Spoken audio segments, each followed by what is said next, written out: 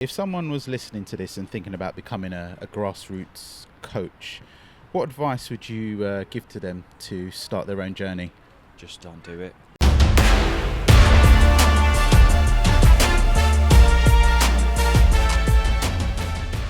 In this episode, I'm joined by Charlie, a grassroots coach at Shield, who's been in the game for nearly a decade. From 5 boys in a park to competing in the Croatia division, we talk about the power of community, coaching kids through anxiety, why fun has to come first, and what he's learning from working with PSG Global Player Development Programme.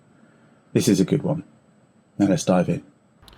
Hi Charlie, welcome to the show. How are you doing today? Thank you, Rez. Yeah, good. Just finished a game, which didn't go to plan, but I've been here since 8 o'clock, setting everything up. Boys got a game, so all good. Good stuff. Yeah. Good stuff. Was that a friendly? Friendly against Belonians in Echo B. We played them a lot of times, but yeah, good game, good workout for us. Yeah. But yeah, and another one tomorrow. Oh, good stuff. Good to hear.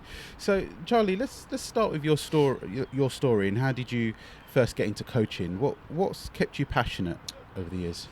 Into coaching, it was probably like most dads. They get roped in to helping out, and then it ends up is you start dedicating so much time and so much effort to it. But I started with, it was Barkingside, actually just down the road actually, and I started doing the coaching there, and I did my level 1. I was asked would I mind doing level 1. I thought yeah, why not. Then I started taking the games for Barkingside, and from that moment onwards, really, that was it.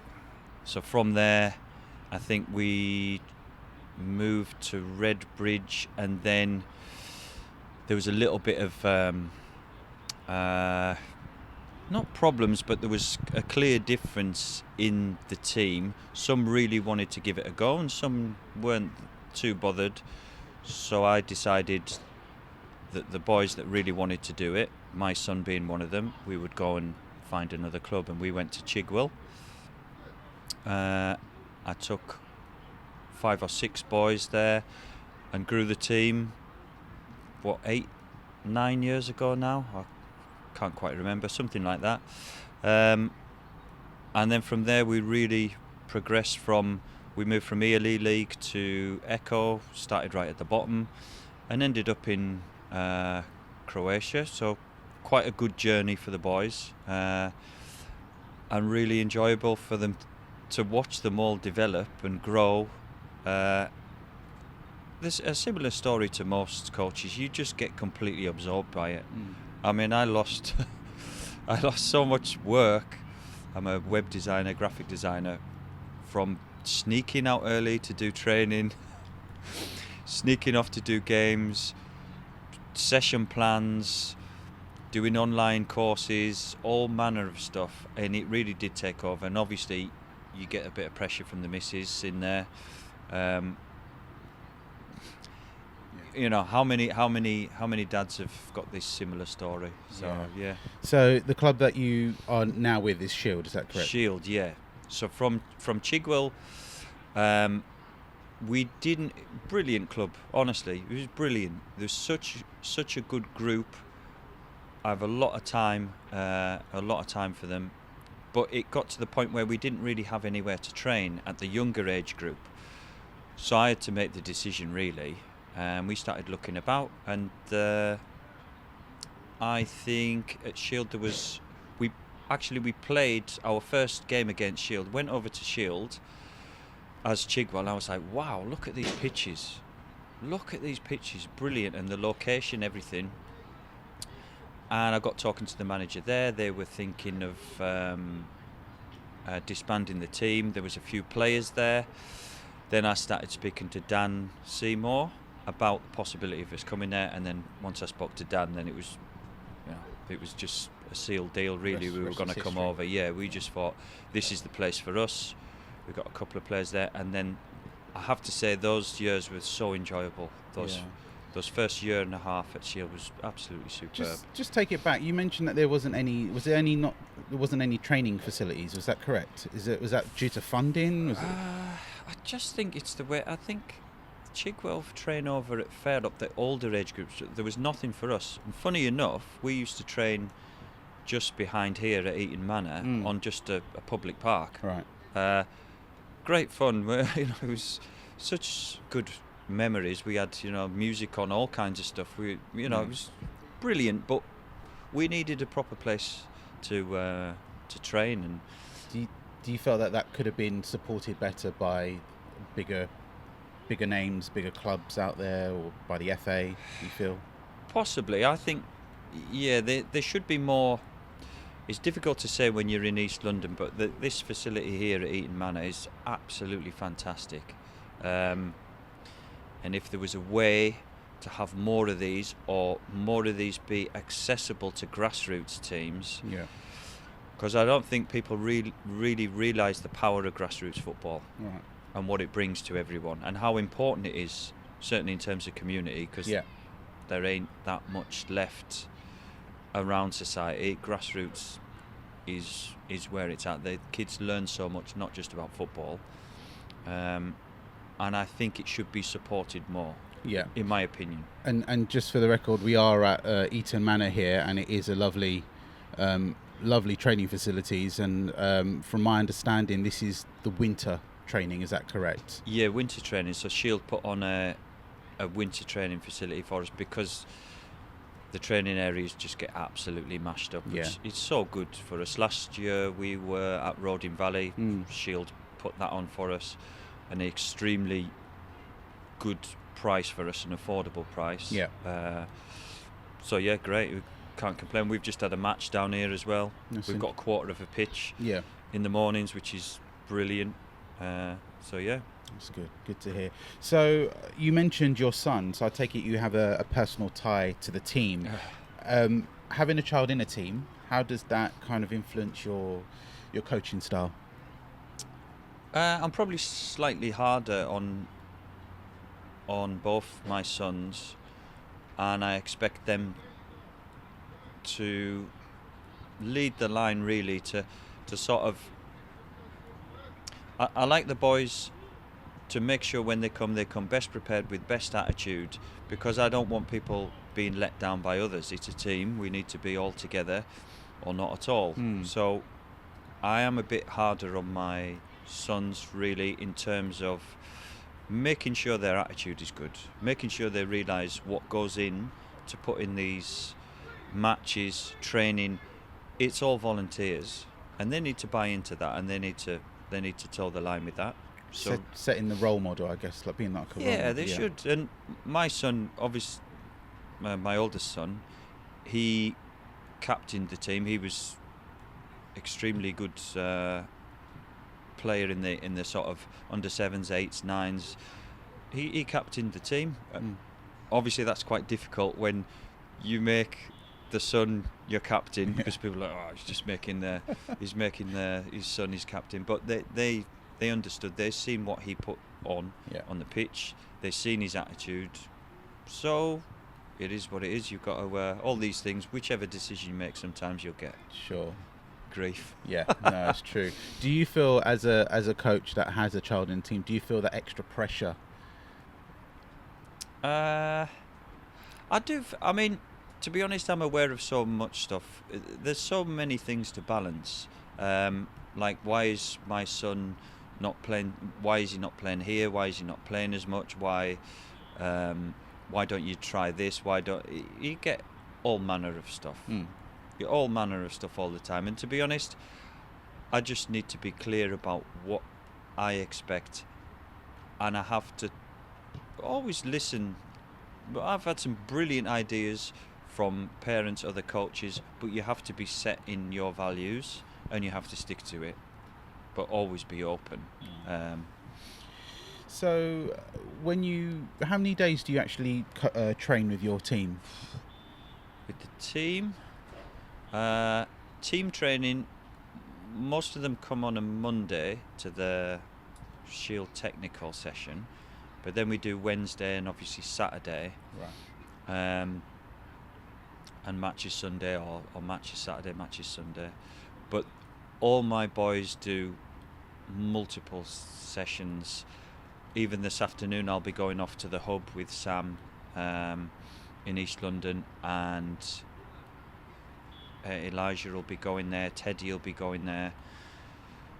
They do 5-6 sessions per week. Right. And then I coach PSG on a Tuesday. Well, we'll come back to that in a bit. Thursday, yeah. We'll come back to that one in a bit. Problem. Yeah. But pretty much every day it's. I guess then your team being in the top 3 divisions in C, it's a little bit more demanding and more for them in that sense to actually turn up for trainings or do extra outside of your Shield. Yeah. I've got boys that really want to give it a go, and one that's just left us to go and play higher, which as much as I didn't want him to go because he's been with me since the start, I thought it was a good idea for him to play against a lot better players. Because he really wants to give it a go. His nephew's a professional footballer, and he's got it, and I, with my blessing, and he's developed so well with this team. He's taken on so much, and his attitude is right now, and he's ready for that.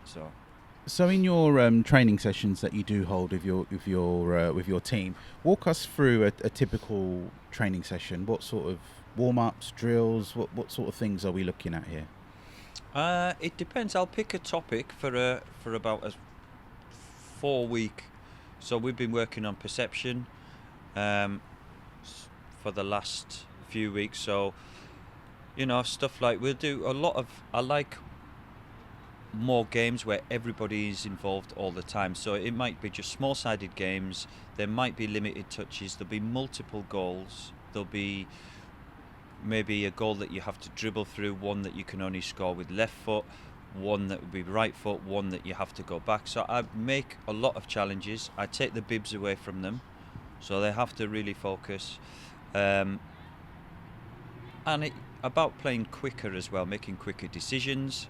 So we've been working on that a lot recently, last few weeks. But I'll generally pick a topic, and then also if I feel that it might have been a little bit too much, we might just do a shooting game at the end, because they all love scoring goals, and we have to respect that. They want to have fun, and a big motto of mine is everything has to be fun. I don't want it to be something that they feel they just have to go through. It has to be fun, and if you can sell them that football is about fun, then they have a better chance of going higher. If that link is there from football to fun, then you've got a great chance. Yeah, I agree. So when you come across like players in your sessions who may be struggling, or over the years when you're coaching like players who are struggling, how you, maybe it's behavioural or development skills, how do you kind of handle those challenges? They're all the time. They're constant. There is some boys who've really struggled with anxiety. If I think of a couple of players, so gifted, and at academies at 5 years old, but really struggle with anxiety. It took me absolutely months to get this boy to come down to my first team. That was challenging. It was a constant challenge to make him feel comfortable, welcomed, respected, confident, and when he was on his game, an absolute flying machine, brilliant player.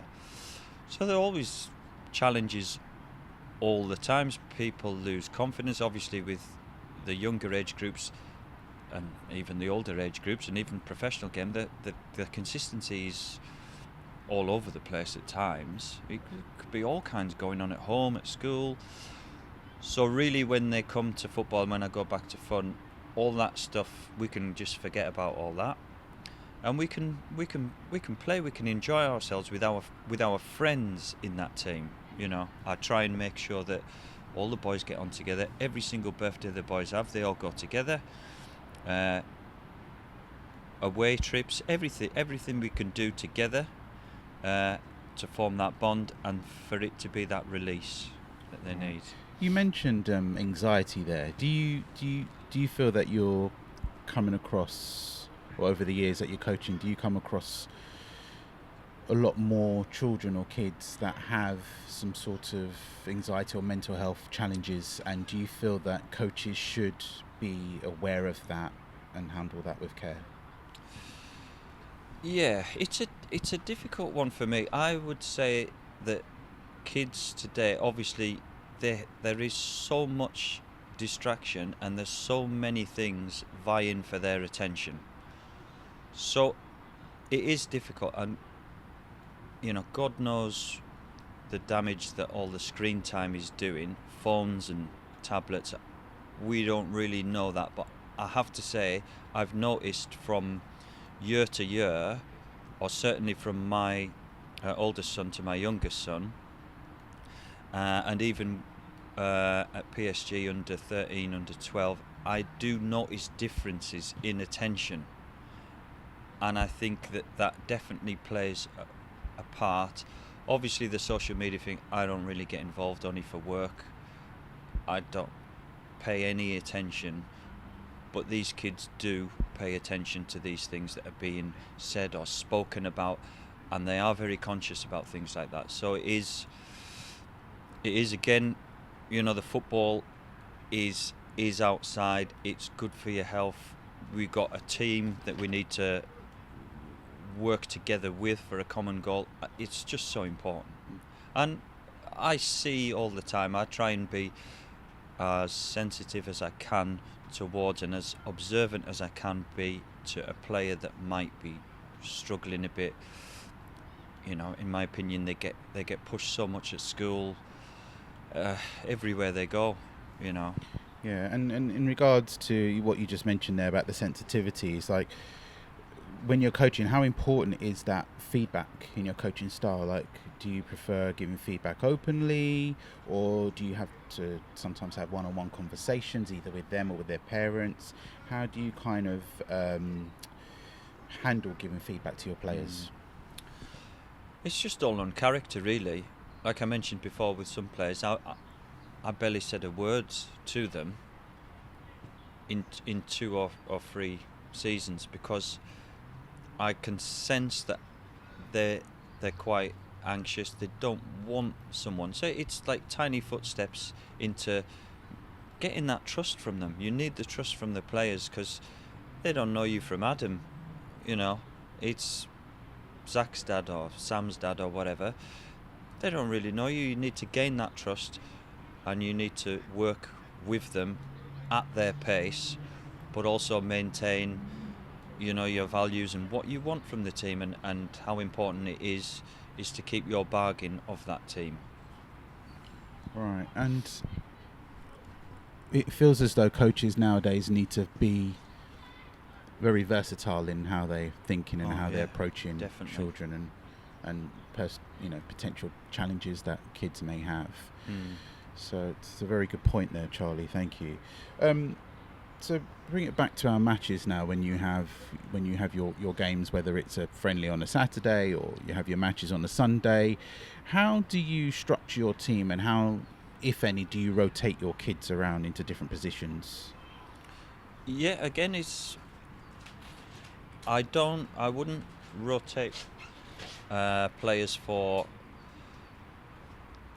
the sake of rotating them. I'll make sure that they're comfortable. So if someone's playing at the back on the left-hand side, I might move them to that left midfield, or I'll be careful not to throw them in at the deep end.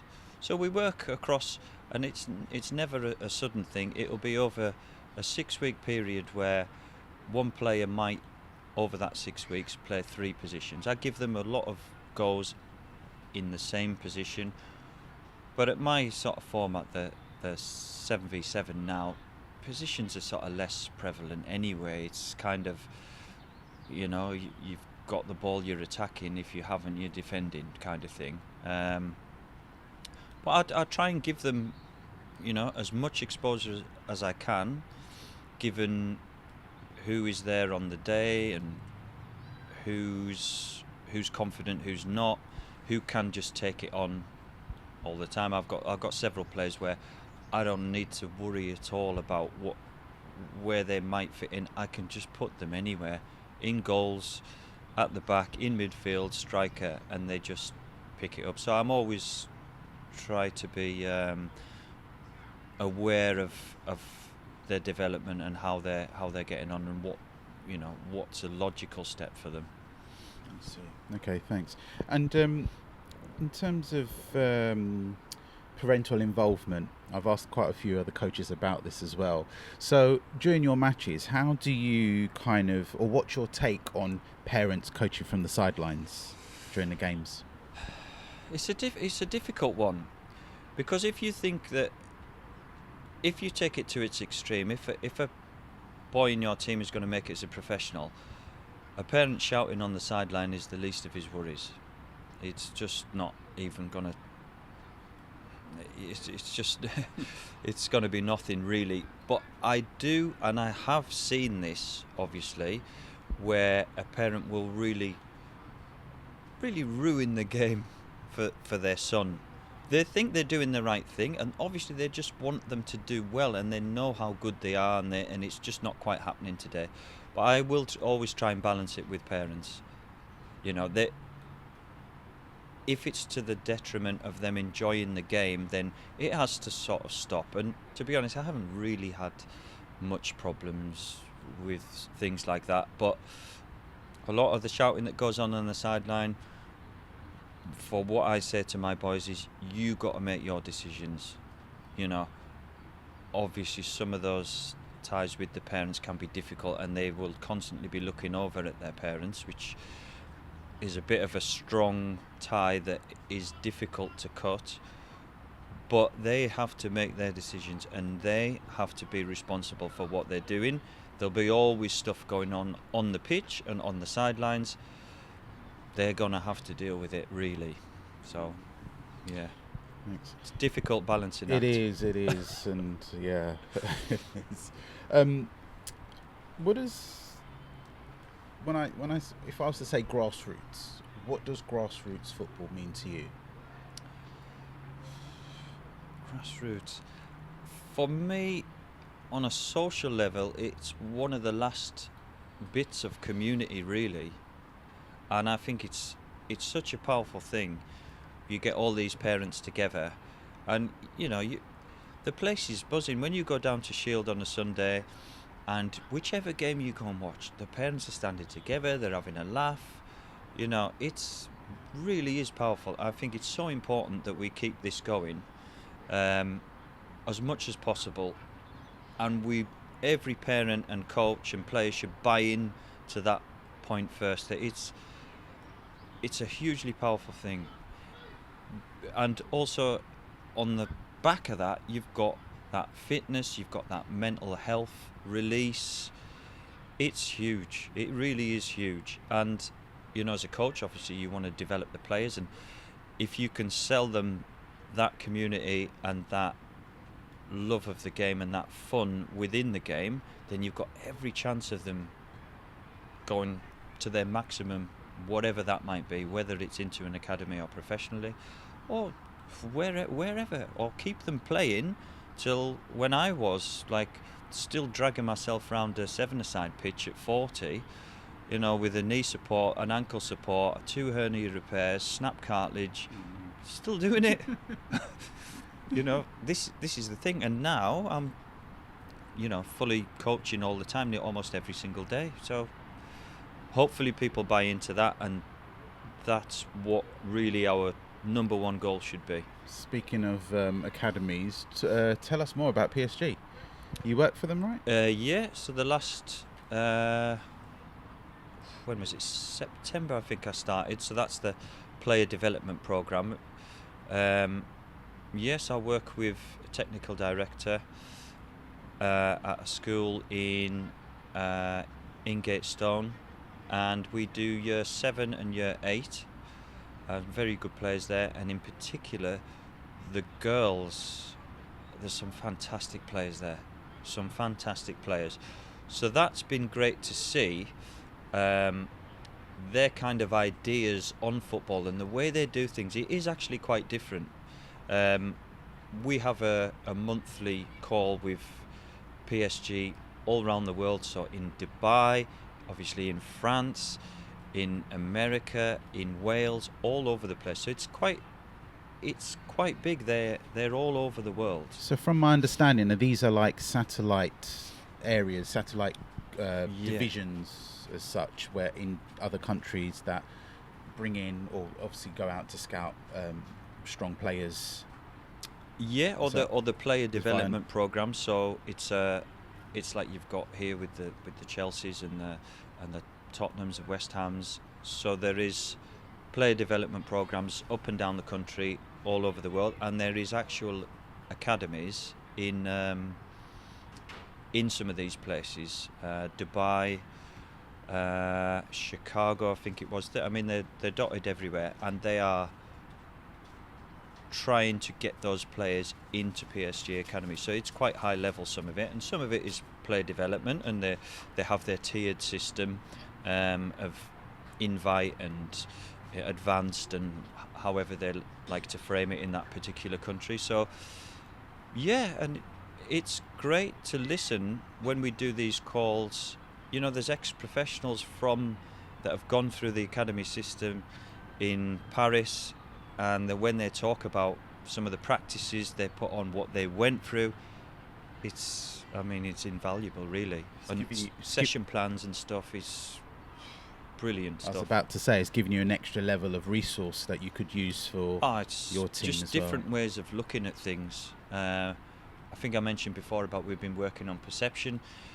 Listening to one of the ex-academy players a couple of weeks back on that perception, it was just fantastic, you know. So that is a huge resource, and that's sort of, it depends. Sometimes once a month, sometimes we might do two, and then I do one meeting a week with my technical director in the UK. So, and we're always discussing and how they like things done. So it's all good, and it's all good to learn. Great stuff. And lastly, if someone was listening to this and thinking about becoming a grassroots coach, what advice would you give to them to start their own journey? Just don't do it. You've got to be committed. There is a place for doing it just to get the boys together, but I would say if you're going to do it, I think you should dedicate a lot to it, just because it's so important. I think if you can lead these boys by showing what commitment is, and passion, then that's the main job. I think that's the main job. If you can show them that, and it may be that they learn those lessons and they go off and do something else, but at least they've been to football and they've seen what a team is, and they've seen what it's about, and they understand the dynamics of it, and that you shouldn't really be letting people down, and you should be working together whatever you do. I think you should really give it as much as you can. I know everybody's busy, but as much as you can put into it, obviously your players will only benefit from that. Great. Thank you very much. Thank you, Charlie. You've been a great guest no today. problem. Thank you. Thank you very much, Grace.